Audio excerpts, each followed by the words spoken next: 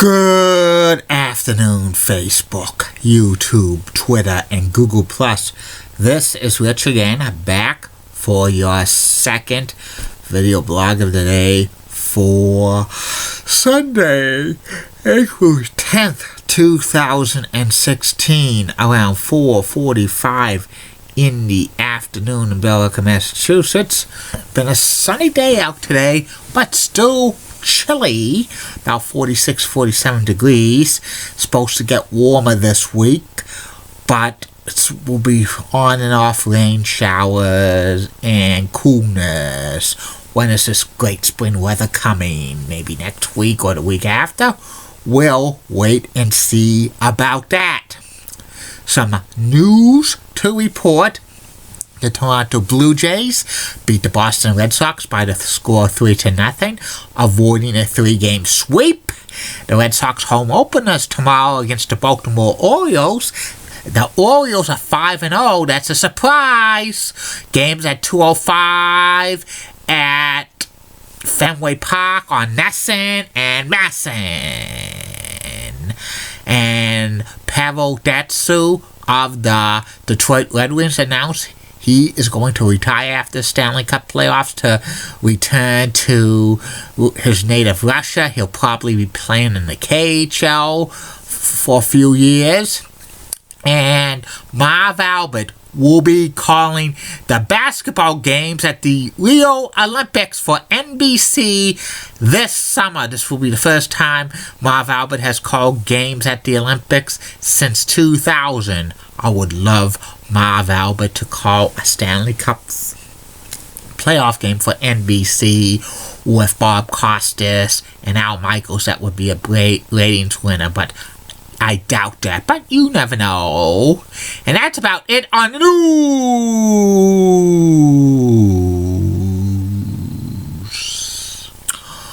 My second video blog subject of the day is about the former regional sports network CSET. CSET was Carolina Sports Entertainment Television, and it lasted from October 2004 through June of 2005. It was a joint venture between Robert Johnson, the original owner of the Charlotte Bobcats, and Time Warner Cable, which was the biggest cable company in North Carolina. CSET was one of these regional sports networks that was kind of team-oriented, and it showed mostly Charlotte Bobcats games, and it showed a few other stuff, including college sports, including Big South and Division II basketball and hunting and fishing. But its main programming was the Charlotte Bobcats. They showed its inaugural season.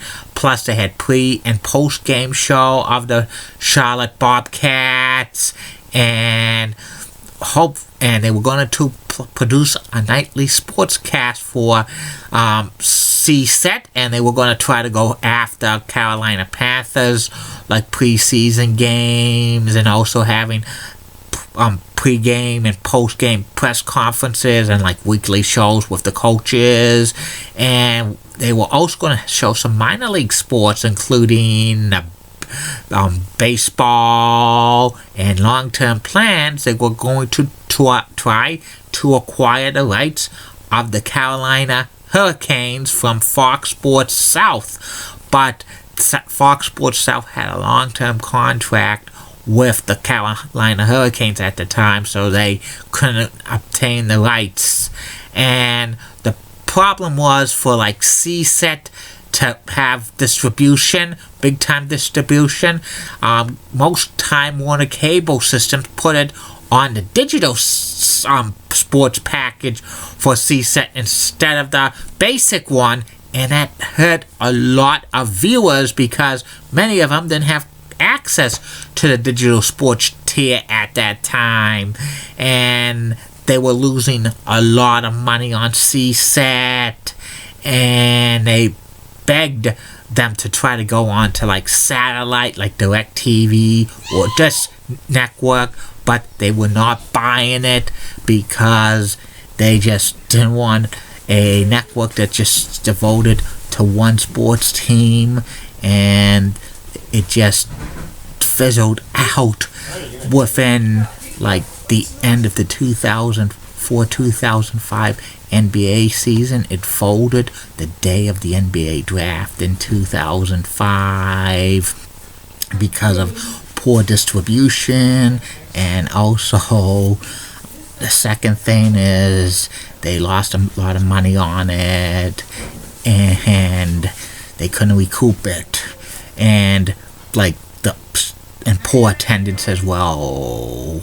Also, the Bobcats signed a deal with like the Time Warner Time Warner News Channel 14 in 2005, and they showed their games on that for about 3-4 seasons. In 2008, when the Charlotte Bobcats opted out of that contract to go to Fox Sports South, Fox Sports Carolina, now it's Fox Sports Southeast, in exchange for Time Warner to name the rights to the arena, which was called the Charlotte Bobcats Arena, to Time Warner Cable Arena.